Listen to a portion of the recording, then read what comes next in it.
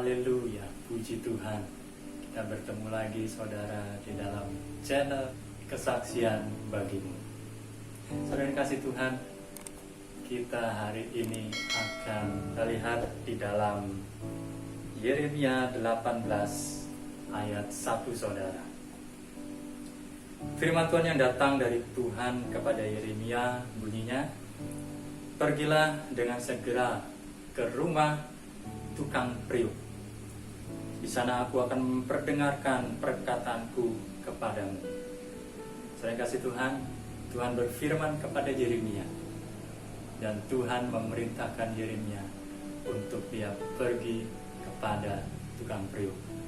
Dan sini kita akan melihat keadaan dan kondisi bagaimana tukang priuk itu bekerja, melakukan pekerjaannya saudara. Yeremia 18 ayat 3 berkata, "Lalu pergilah aku ke rumah tukang priuk, dan kebetulan ia sedang bekerja dengan pelarikannya," saudara.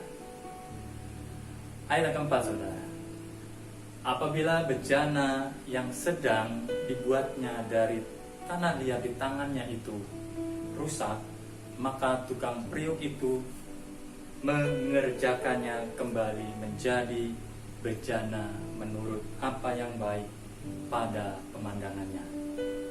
Hal yang pertama saudara, Yeremia melihat pekerjaan tukang priuk ini saudara. Dia membuat sebuah bejana.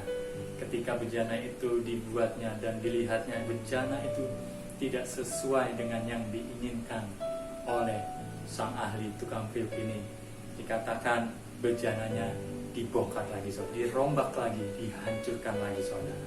Yeremia boleh melihat bahwa situasi dan keadaan yang dikerjakan oleh seorang ahli tukang priuk membuat bejana saudara.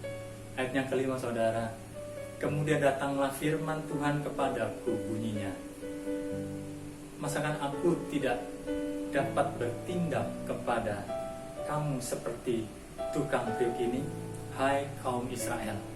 Kaum Israel boleh dikatakan kalau pada saat sekarang adalah kita saudara, anak-anak Tuhan, yaitu Israel rohani saudara.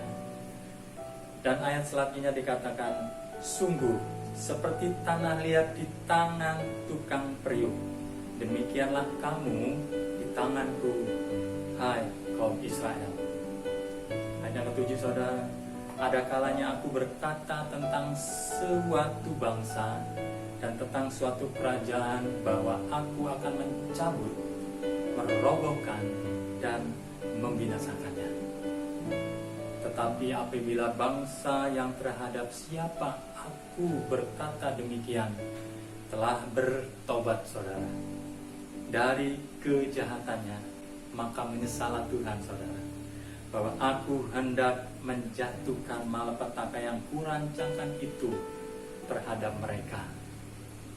Saudara, Yeremia boleh melihat situasi dan kondisi, dan pada saat itu juga Tuhan berfirman kepada Yeremia.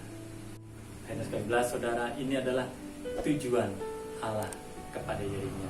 "Sebab itu katakanlah kepada orang Yehuda dan kepada penduduk Yerusalem, beginilah firman Tuhan, sesungguhnya aku ini sedang menyiapkan malapetaka terhadap kamu dan merancangkan rencana terhadap kamu.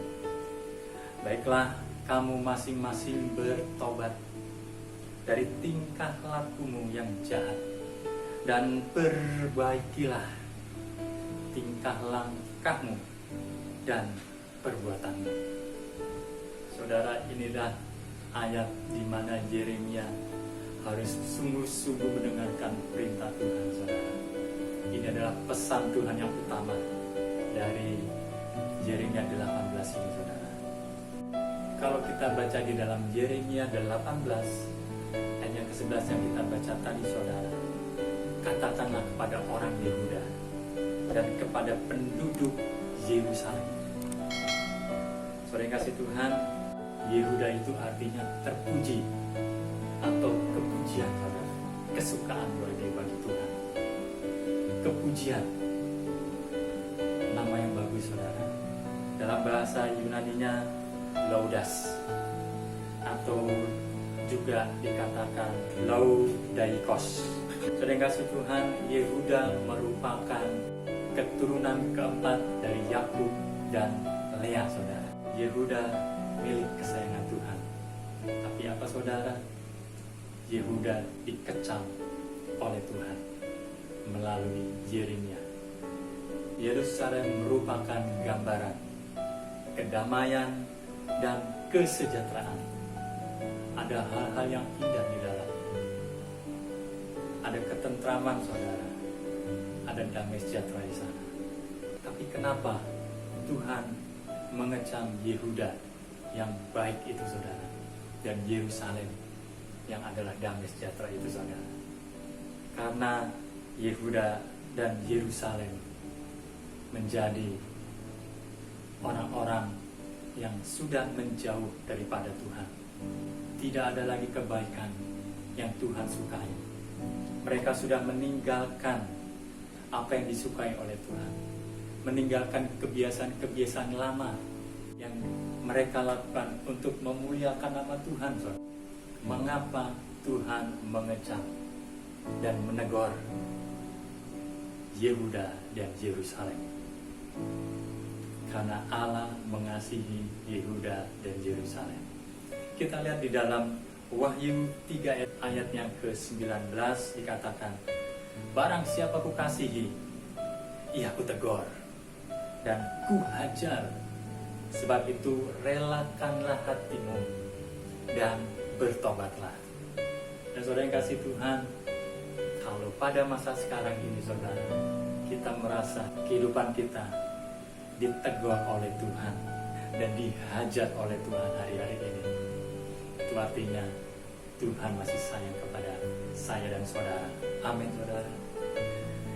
Di dalam Yesaya 26 ayat 20, saudara, mari bangsaku, masuklah ke dalam kamarmu, tutuplah pintumu, sesudah engkau masuk, bersembunyilah barang sesaat lamanya, sampai amarah itu berlalu. Saudara yang kasih Tuhan, di dalam Yesaya 26 ayat 20 ini, saudara, dikatakan di sini, masuklah ke dalam kamarmu, tutuplah pintu, saudara. Saudara, perkataan Yesaya ini mengingatkan saya kepada perkataan Tuhan Yesus yang mengajarkan tentang bagaimana cara berdoa. Kita lihat di dalam Matius 6 ayat yang ke-6, saudara. Tetapi jika engkau berdoa, masuklah kamarmu, tutuplah pintu, dan berdoa kepada Bapamu. Dan apa yang terjadi hari-hari ini, saudara? Allah berbicara salah satunya melalui keadaan dan situasi. Dan keadaan kita dan situasi kita saat hari ini, saudara, itu mengingatkan kita terhadap firman ini juga, saudara. Kita harus masuk ke dalam kamar, tutup pintu dan berdoa. Hanya Tuhan Yesus yang dapat tolong kita, saudara. Firman Tuhan yang datang pada kita pada saat hari ini mengingatkan kita bahwa Tuhan sampai detik hari ini sedang berbicara kepada saudara dan saya. Dan baiklah kita meresponi setiap apa yang Tuhan katakan kepada kita.